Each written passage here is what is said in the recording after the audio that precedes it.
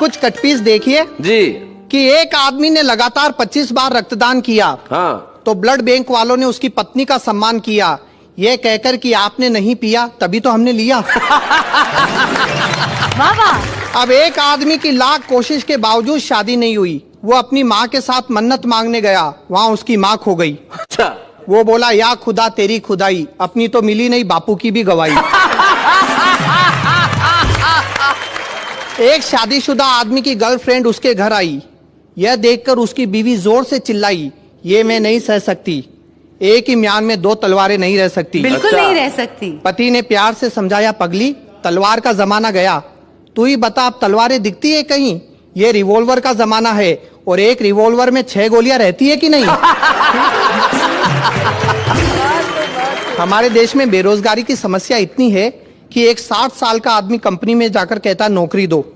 Manager बोला लेकिन चाचा ये तो आपकी पेंशन की उम्र है। चाचा बोला तो पेंशन दो। अब एक आदमी बैंक में गया अपना 10,000 का चेक लेकर, कैशियर ने नो बैलेंस का ठप्पा लगाकर वापस कर दिया। वो चिल्लाया जब बैलेंस नहीं है तो इतना बड़ा बैंक खोलकर क्यों बैठा है।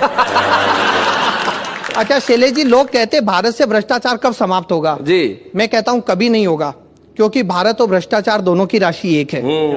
भ्रष्टाचार अब हमारे देश में शिष्टाचार बन चुका है। क्या बात है। एक मंत्री, ठेकेदार और इंजीनियर, इन तीनों ने मिलकर विकास के झूठे चित्र कागज पर बना लिए और हिसाब के फर्जी बिल सरकार को थमा दिए। तभी एक बकरी का बच्चा उस फाइल को खाने लपका, पर अगले ही पल वो उन कागजी बिलों को सूंघ कर चला आया। मंत्री, ठेकेदार और इंजीनियर तीनों ने पूछा ये क्या हुआ। चपरासी हंसकर बोला, हुजूर जब आपके आंकड़े सरकार के गले नहीं उतर रहे हैं। क्या बात है गौरव, वाह वाह वाह वाह, बहुत अच्छे। सरकारी क्षेत्रों में व्याप्त भ्रष्टाचार पे 4 पंक्तियां है।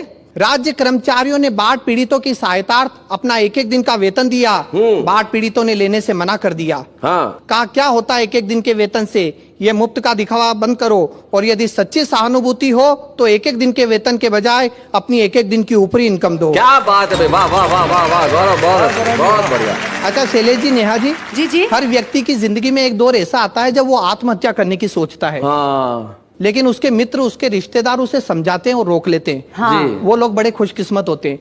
एक बार मेरी जिंदगी में भी एक ऐसा दौर आया, तब एक कविता बनी, झेलिए। स्वागत। कि अपनी जिंदगी से तंग आकर, नित नई परेशानियों से घबराकर एक बार मैंने आत्महत्या का निर्णय लिया। मेरे इस निर्णय का सभी ने स्वागत किया। अच्छा, यहीं से मेरी ट्रेजेडी शुरू हो गई, मुझे रोकने वाला कोई नहीं। स्वागत किया। शैलेश जी ने कहा तुमने अक्ल से काम लिया है जी।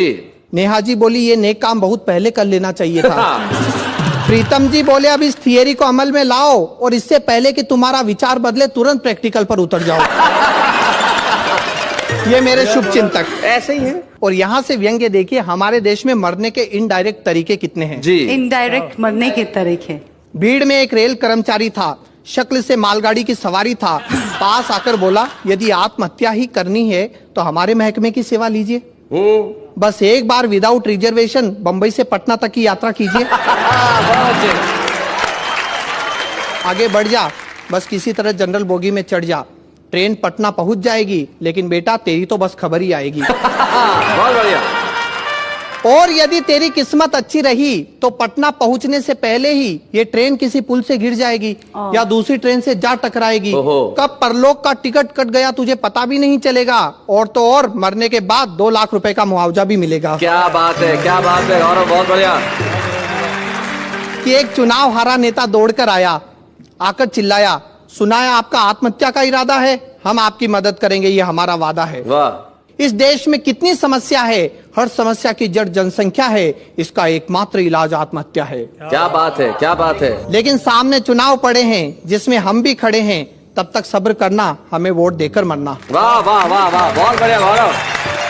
बस एक बार चुनाव आने दो, हमें मिनिस्टर बन जाने दो, सबकी तकलीफें दूर कर देंगे, एक एक को आत्महत्या के लिए मजबूर कर देंगे। वाह वाह वाह वाह वाह। और कविता का कंक्लूजन देखिए शैलेश जी, कि इस तरह लोगों ने कई बातें बताई, लेकिन मेरी समझ में सिर्फ एक बात आई, इस देश में हर आदमी मरने से डरता है, लेकिन जीने की हसरत में रोज कई बार मरता है। क्या बात है, बहुत बढ़िया, बहुत। अधूरी उम्मीदों की व्यथा है, पूरा जीवन कस्तूरी मृग की कथा है, इसी मृग तृष्णा में जी रहे हैं, हम अपने ही आंसू पी रहे हैं। वाह वाह वाह, बहुत बहुत। है